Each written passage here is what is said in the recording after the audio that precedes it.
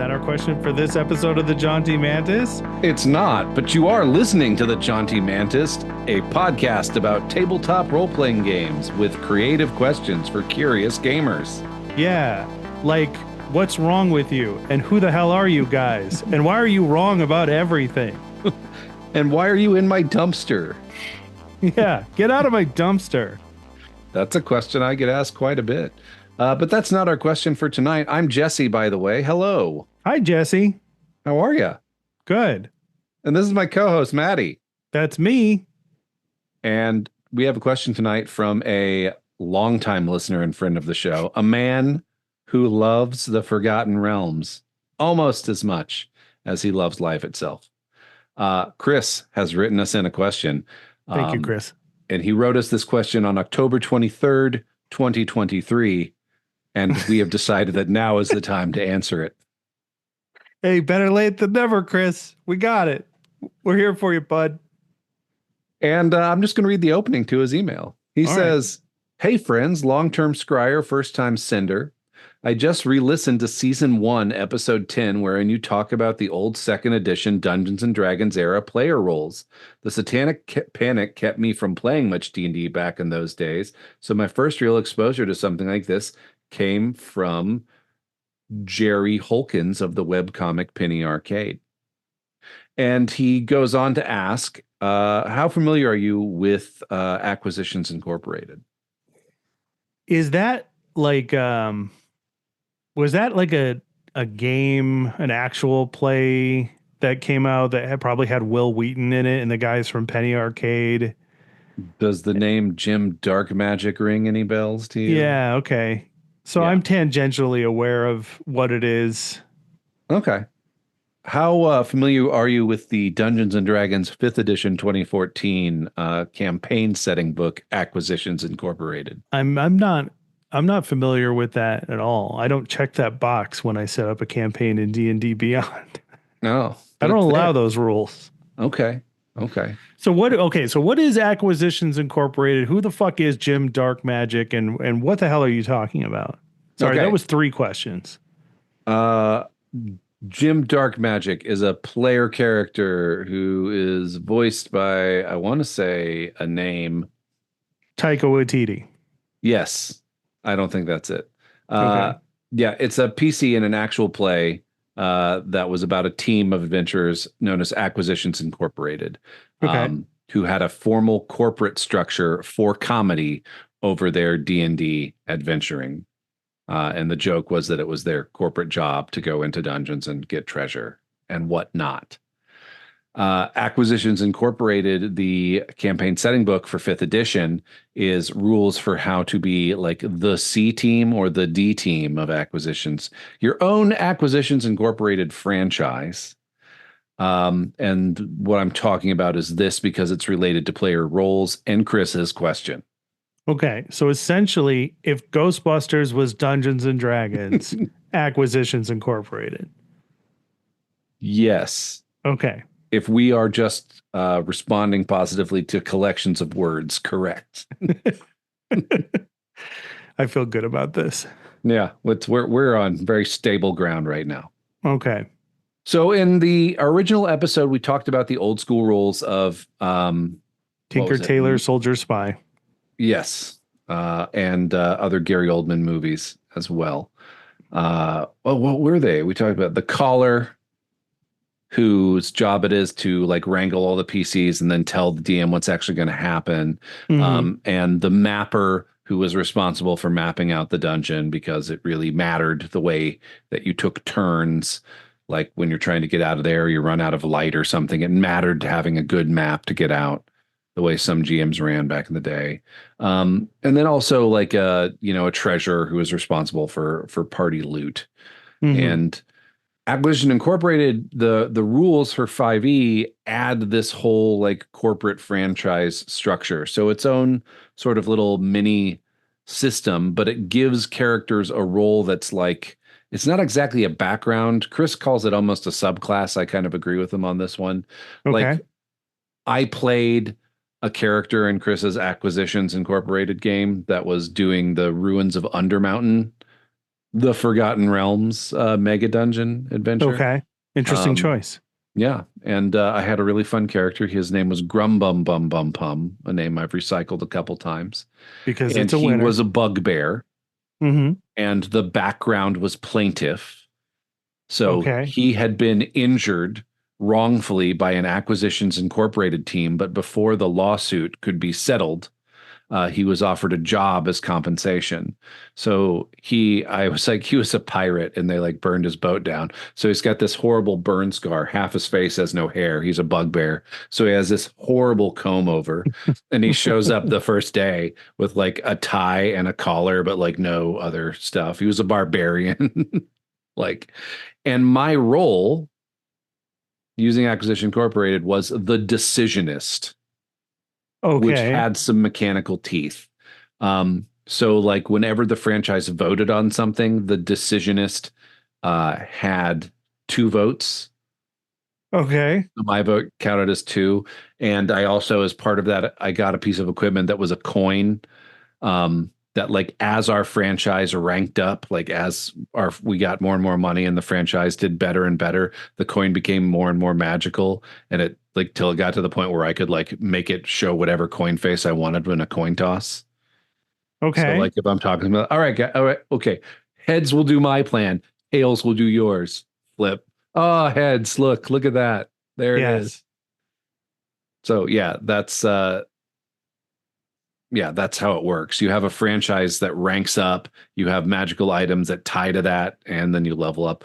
Another good one is like the cartographer, who like as you level up unlocks a fast travel system basically, who keeps all the maps, et Mm-hmm. cetera, et Okay. cetera, et cetera. Loremonger, who like knows stuff and has research tools. You can gain advantages on combat with the stuff that the loremonger uncovers. Um, yeah, that's it. Obviator, hide stuff, documancer, keeps notes. Occultant is the mystical accountant who keeps track of your stuff, These tracks are kills really for the good parties and names. turns them into supernatural boons. Um, Wow. These are really good names. I kind of want to play in a role-playing game where these are just your classes. You know what I mean? Like what was that video game like Crypt of the Necro Dancer? oh yeah, Like it made me think like wouldn't it be cool like to in a role-playing game to have like a bard character who dances so hard he like summons undead or something, right?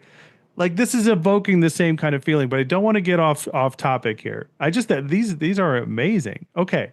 yeah. You should really actually check the book out. It's very like the guys who do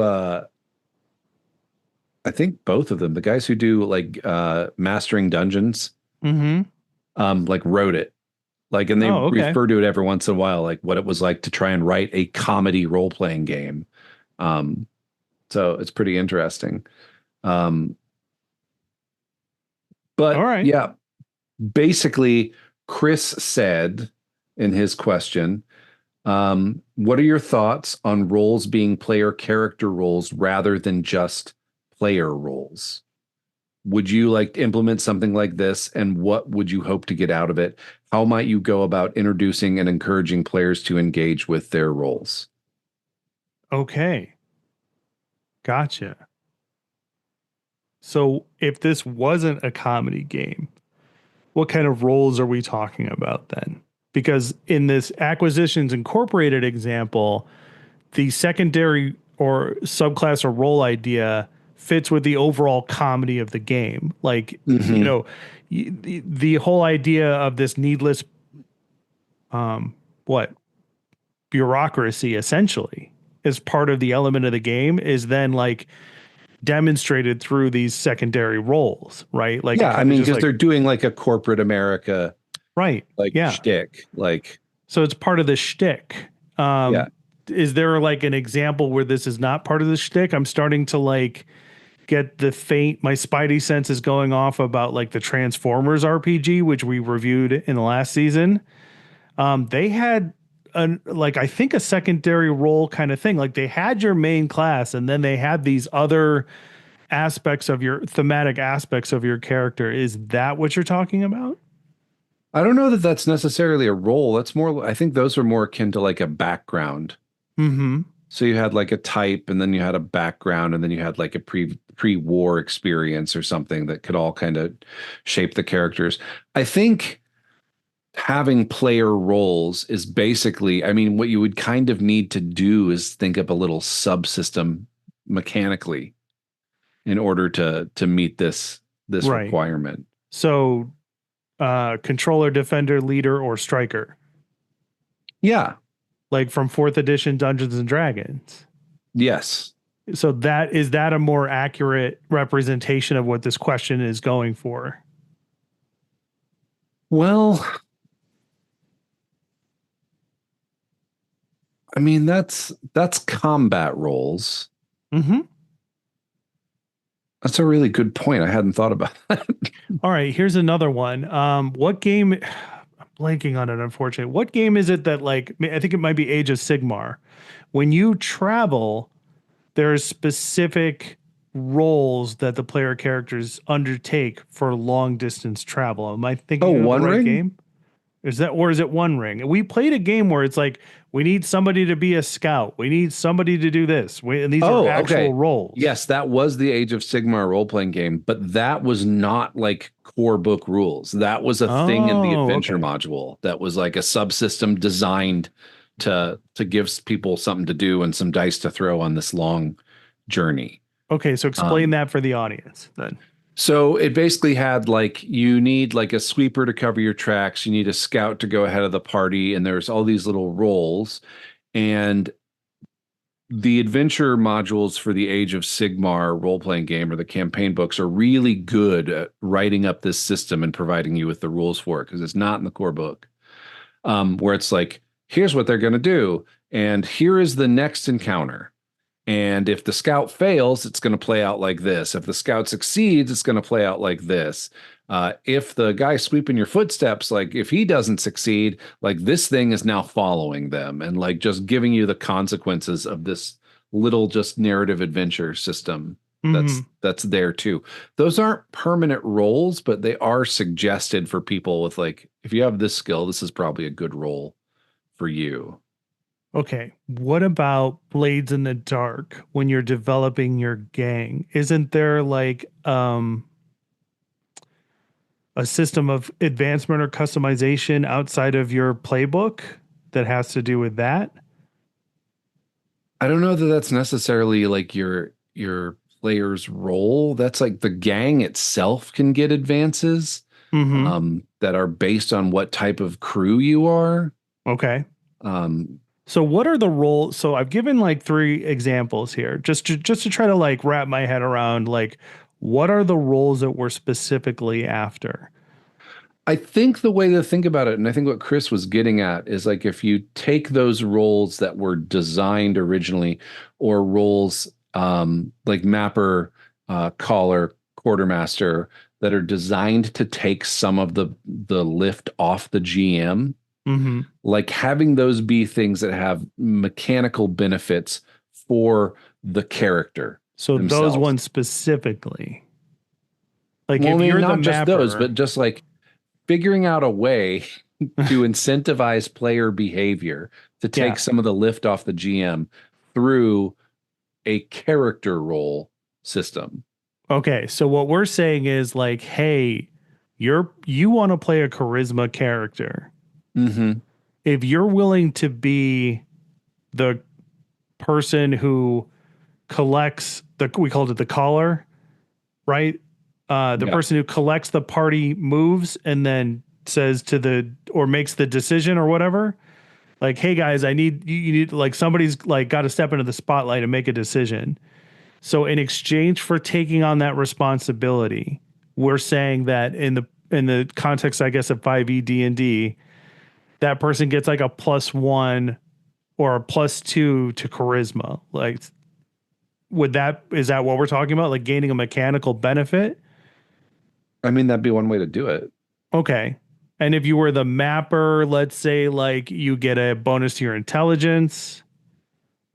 If you were the But I mean, like, that's a bonus. Like, that's the, I, That's like a handout.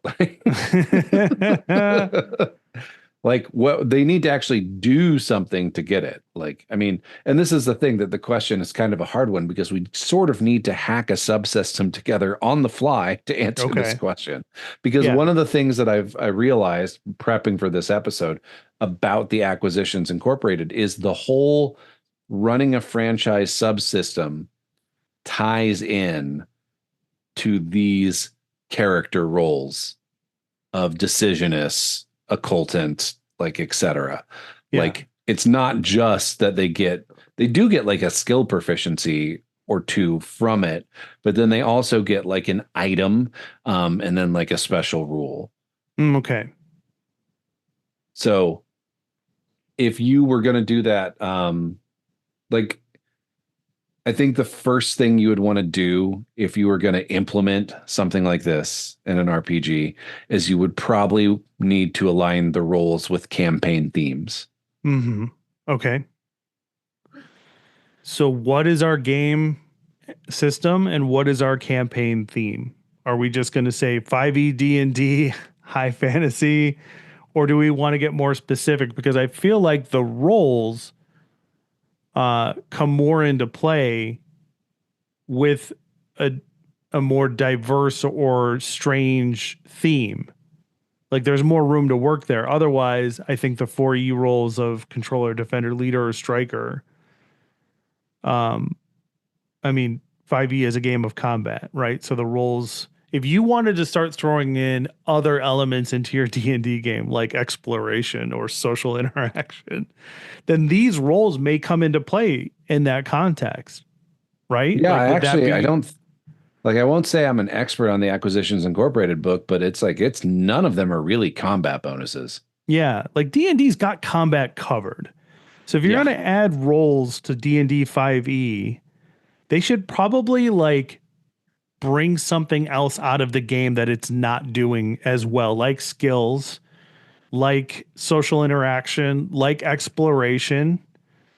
That's where I would try to start with some. If we had to create some roles right now, I would make like a specialist role, which is like a dedicated skill user. So that you can take any character and invest more in their skill aptitude, right? That's where I would go with that.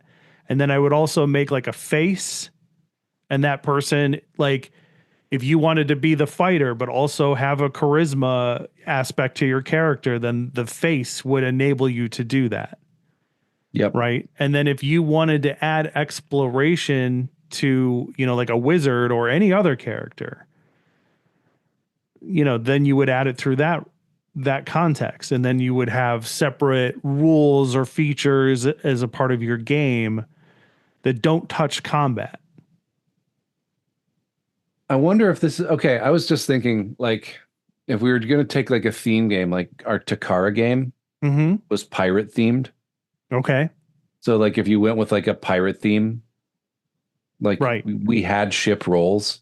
If Yeah. those had been like the navigator, quartermaster, like spy master, um, like pilot, like those kind of roles, in addition to the character class we have, would be something that you could dig into. And I just Okay. the idea, another idea for implementation um, of this that kind of just occurred to me is like you could tie it instead of to this franchise system where like the franchise grows in power, and as it does, the items you get from the franchise Mm-hmm. um, grow in power and become minor magical items and then major magical items. Is you could do it as with like a rep score, Okay.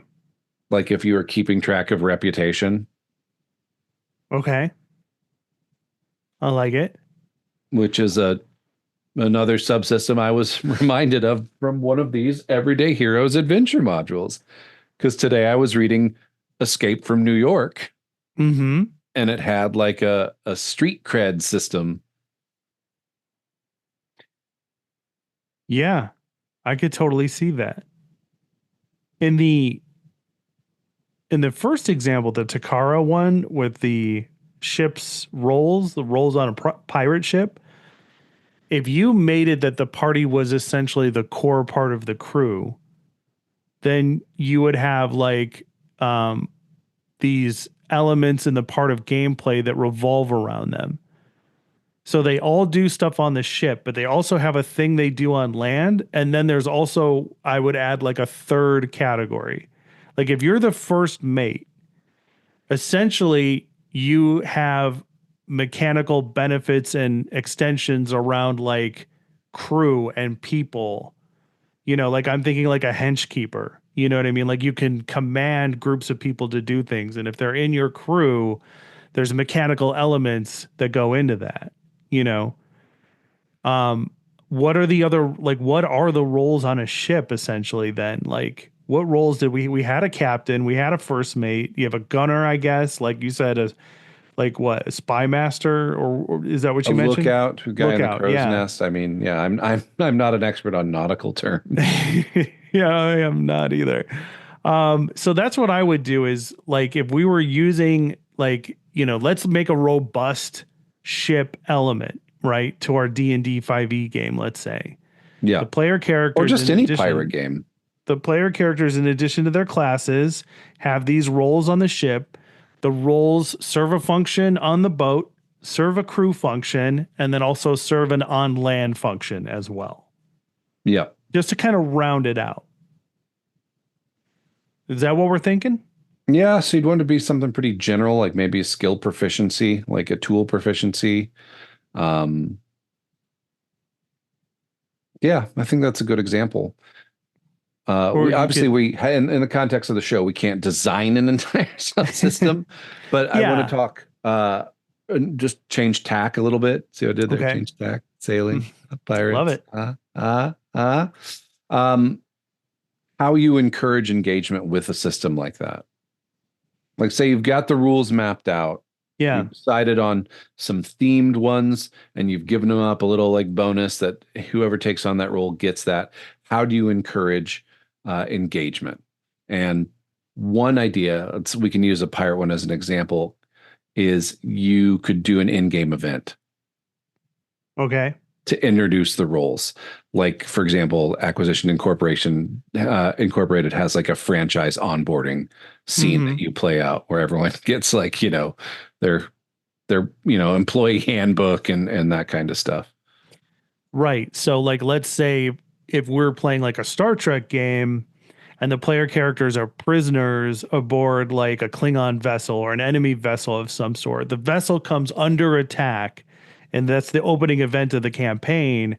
And they're able to get out of their prison, out of the brig, get into the ship, and all the Klingons are dead, or all the enemies are dead, and they have to start taking over parts of the ship in order to get out of this bad situation, right? So somebody has to step up and be the captain, somebody's got to be the engineer, all these different, things that they have to start doing aboard that ship, right? Like maybe Yeah. that's an example, right? Yeah. Um, Like you demonstrate the need for it, and then the person who steps up to it, you introduce their mechanical hook. yeah.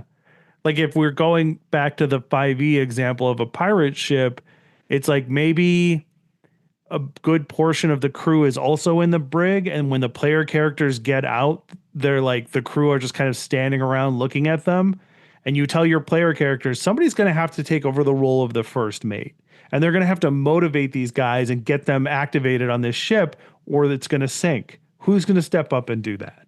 Yep. And I might even add like this would be a good role for somebody with a high charisma or Mm-hmm. skills in persuasion or intimidate. Yeah. But it doesn't have to be No. because one of the benefits of having a game like D&D where skills aren't really like a huge part of the game is that like you can kind of squeak by. Like you could be like I want to create a social character that doesn't have great charisma, and it's like then you end up with like a Berdine clear grain or a um or you end up you're like Bernard and you worship the great lady. You know what I mean? Like these are characters who like the joke was that they were social characters with low charisma, if I'm remembering correctly. Yeah. Well, the joke, I mean, Berdine's joke, sorry, this is my PC from a previous campaign. And I'm just like, the joke is that he thought he was very charming, but he actually wasn't because he'd Hmm. say the wrong thing all the time. Right. So, So you could have a character like that, You could like if I was running this game and Berdine was in it, he would step up to like, all right, man, here's what we're doing. Like that's not an impersonation of your character, but that's the attitude he would have. Yeah. That could be a low charisma character. And I think it's important that these roles shouldn't be defined by those core essential elements. Yeah, You I think the role what I was saying as you've been talking about this, I've been thinking the role should come with a tool that makes it easier to do this thing, even if that's not necessarily stat wise or skill choice wise your bag of tea, because that encourages people to take a chance, right. and fosters a sense of player buy-in, which is the other thing we have to talk about. So encouraging engagement, we just discussed that in-game event, that's good, but then fostering buy-in. Do you think people could possibly get like bored with being the same role throughout the campaign? Oh, definitely. Yeah. That's definitely a thing that can happen. That's why you need to if you're going to do roles in a game, they need to have some depth. Yep. Let me ask you, would it be more helpful to have them be able to change the roles up? Yeah, I think having modular roles that people could slip in and out of, Mm-hmm. like, I mean, this is a silly example. So lately, me and some of the guys, because we're on the hiatus right Mm-hmm. now from the dreaded holiday hiatus, Mm-hmm. and so we got together on Sunday, the people that were around, and we played this video game called Void Crew, where you have a role and you're on a little spaceship and you go try and do missions together co-op, and it gets real hectic and it's fun. But between missions, we talk about it and be like, oh, I don't want to pilot this time. Who wants to be pilot? And Mm-hmm. thankfully, Aaron finally stepped up because nobody else wanted to be pilot. But like Yeah. that, you don't have to get stuck doing the same thing if you can switch out, which I think actually might be really great for those characters that like, or those players. This is a thing I've noticed. Sorry, tangent. In listening to our back episodes, we are real fast and loose with what player, and character mean. Mm-hmm. Yeah. We are one So and the same, both player and players character. who like creating characters and get bored with their character might be encouraged to stick around in their character if they could just shift their party role or their role in the organization the parties are a core of, which is a thing I really like too. Having said that, the idea that the roles are based on the organization that you create in your session zero, that is that reason why they're all together. Right. And I think that doubles down on the idea that these should not be tied to ability scores Yeah. because that makes it, then you're kind of pigeonholing people into only playing the roles that apply to those scores. Like I'm reminded of Star Trek Discovery, its last season, the character of Rayner, who ends up becoming the first officer. He's not a charismatic dude, but he is a first officer. Like he commands the crew in a different way. He's not like everybody's best friend. Like he serves that role differently. And if you Yeah. said, well, in order to be the first officer, it's dependent on charisma to motivate people, then you're kind of shooting yourself in the foot essentially with this idea. So I think, I think that's one thing you definitely should keep in mind. Yeah. Well, closing thoughts. Okay. Closing Is it worth thoughts. it? Is it worth it? Yeah. Is it worth it to do roles? Yeah. It's worth it to do roles if you want to add something to a game that isn't already there. If you want to incorporate some sort of aspect of your theme, your setting, or your overall game, then by all means put in roles. You know, when you talked about the decisionist at the top of the episode about how they get like 2 votes, that instantly made me think like, wouldn't it be funny if you added this aspect to a role-playing game where in order to have to go forward, you presented the party with a list of options and then everybody secretly votes. And the decisionist role gets the two votes. But like everything you do in the game comes down to like a secret vote, right? Mhm. And it's just added in there just to be like a fun kind of thing. Like you cannot move forward separately. You have to do it like the most votes win or whatever the case may be. So if you want to, you know, spice things up or add a different element, then by all means add roles. But if you're just looking to like add another subclass or a new mechanical benefit or give people something in combat that they didn't have before, then you should stay away from roles. Like the character classes, especially in a D&D example, are so good at covering all the essential elements of what that thing is supposed to do, and then you have subclasses on top of that, like roles are kind of unnecessary just in general. It has to be so specifically minded to be effective in that context. Like, what do you think? Yeah, I think like without having a greater theme or doing it for the bit, which is what Acquisitions Incorporated is, Yeah. I kind of struggle myself with like the amount of time you would have to spend on doing the work to Mm-hmm. create this entire subsystem to have these player character roles. And I'm probably just overcomplicating it, but as I'm the guy who like reads lots of books from different systems, there are some systems that I would be think like, oh, maybe I could do this in, and then others that I wouldn't. I wouldn't want to do something like this in riffs. Mm-hmm. Yeah. Rifts is already a thing. Yeah. D&D, Rifts is hey, a there's whole already thing. one available. I could literally just crib off of it. I could pick my own theme. I could rename the classes and maybe tweak some of the items to make it a little less jokey. Like one of Yeah. the special item that the decisionist gets from HQ is a ballot box. Yeah. If you wanted to run a okay, let's say we're sticking with D&D 5e, right? Because that's what gets the clicks on YouTube.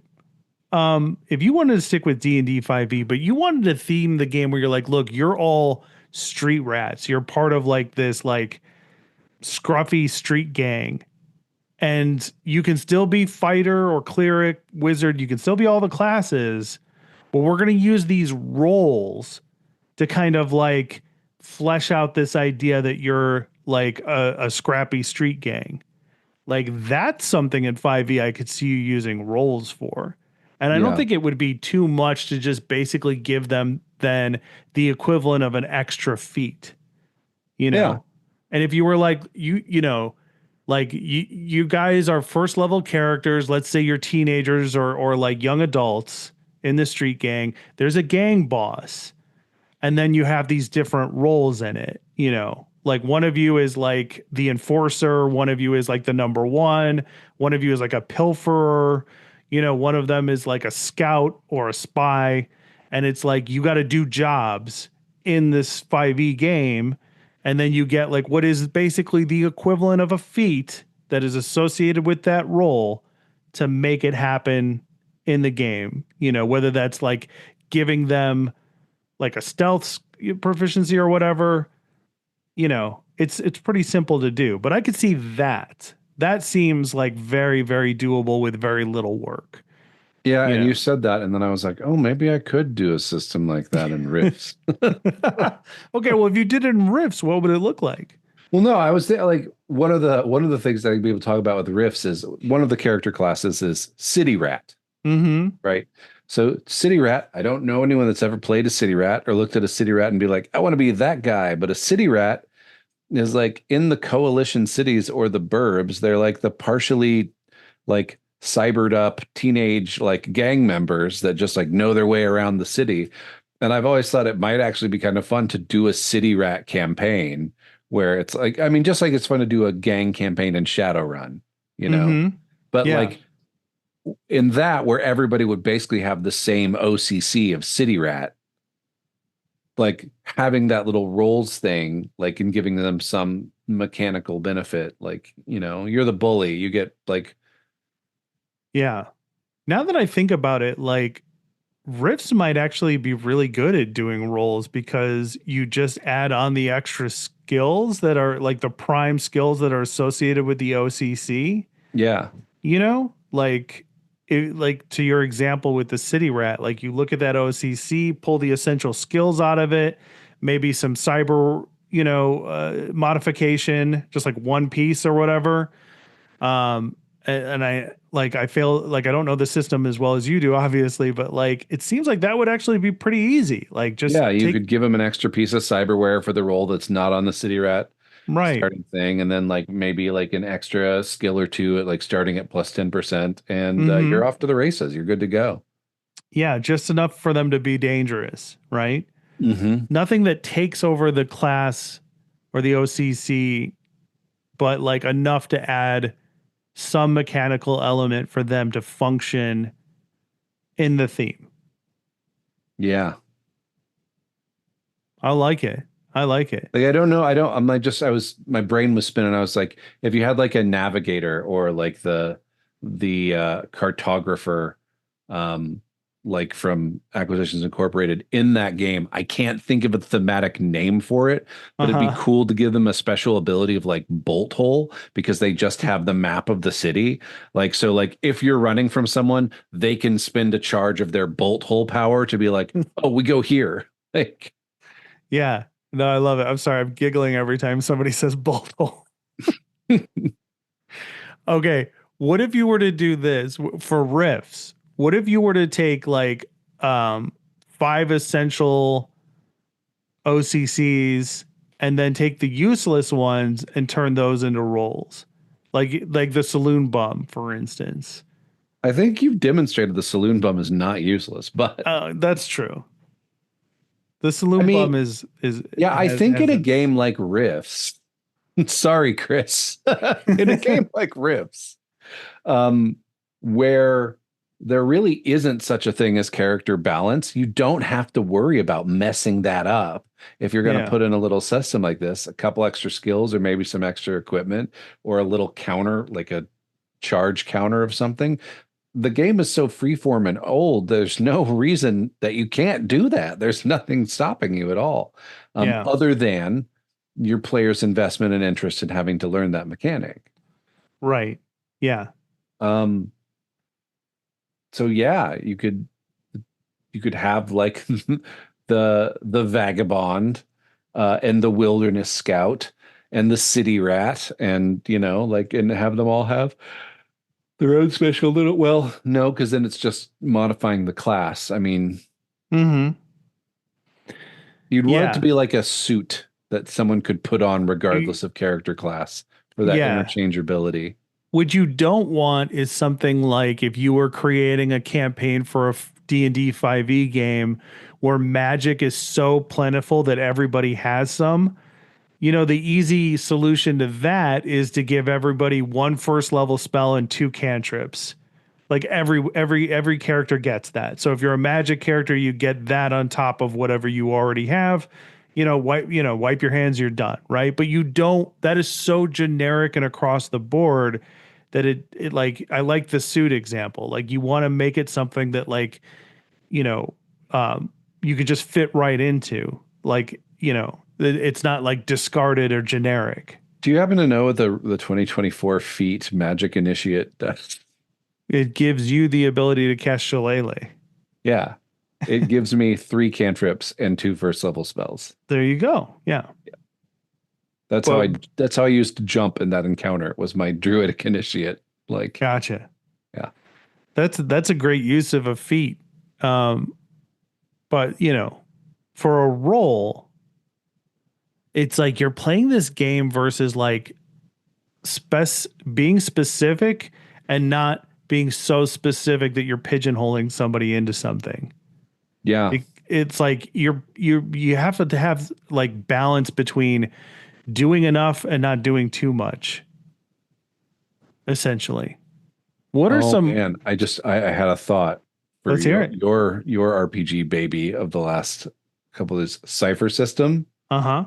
if you had a little table behind your DM screen, like if you assigned roles to the PCs and you had a table of ciphers that fit that role, so when they pulled a cipher, you could hand them a role-based cipher. You could Yeah. actually direct the player into that role just with the Yeah. ciphers they get. Yeah. Like that's like, look, the cipher system is good at so many things. They have flavoring, they have different flavors for types of characters. Like they have the cipher system has flavors for characters. So you have like a stealth flavor and a magic flavor and a combat flavor. And you could use that same basic principle for roles in a cipher system game where it's like you just collect a set of options that they can also choose from for their opening set of abilities. And then I love your, like every time they get a cipher, it pulls from that very specific list. That's a great idea. So like, yeah, you could do that very well in that regard. Cool. Well, I think we've come up with some concepts of a plan Is about it how to worth implement doing? this. In your opinion, is it worth doing?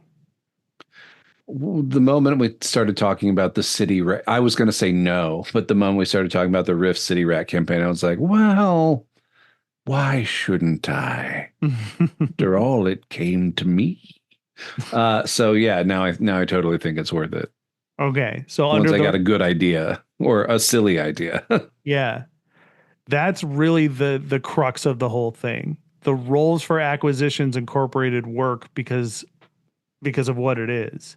Yeah.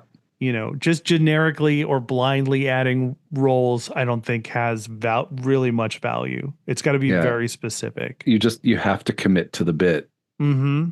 Yeah. You're a pirate crew, or you're a gang of street rats, or, you you are exploring the fundamental idiocracy of acquisition incorporated, you know, the whole hilarity of that situation. So I think in those contexts it works, but I don't know. Listener, if you're interested in adding roles, I would say give it an extra level of thought. Like, do you really need to do this? Is this already covered by something else in the game, like a feat in the D&D context? Do you just need to tweak a couple of things just to make this work? You don't need to design a whole new extra system or an additional component for your game. It might just be as easy as going through the OCCs in the Rifts book and picking out some chunks of things that you need and then applying it as you see fit. So don't reinvent the wheel with player roles. Yep. I'm with you.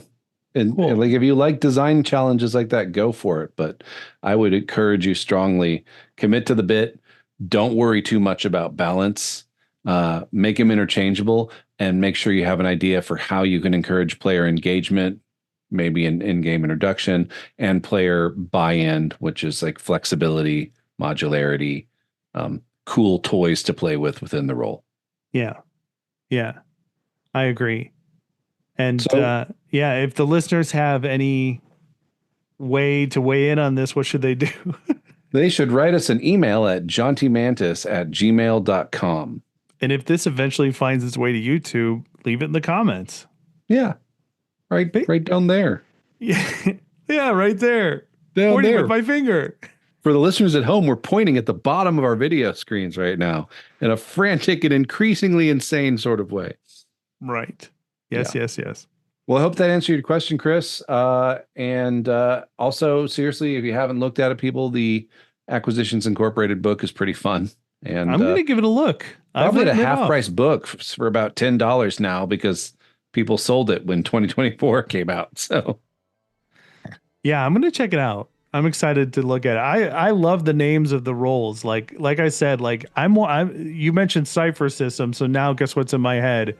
Cozy fantasy, modern day setting. Use these as the names of the types. oh, like you get to think of cozy types roles. around That's them. going to be such cozy work. You can make yourself a cup of tea, put Yeah. a blanket on. I'm going to be looking up at actually what's in the City Rat OCC as soon as we get off the air. So Awesome. we'll get out there and play some games or shit. Yeah, keep playing those fucking role playing games or some shit. Oh, it's up to me to stop the recording. I forgot. City rat.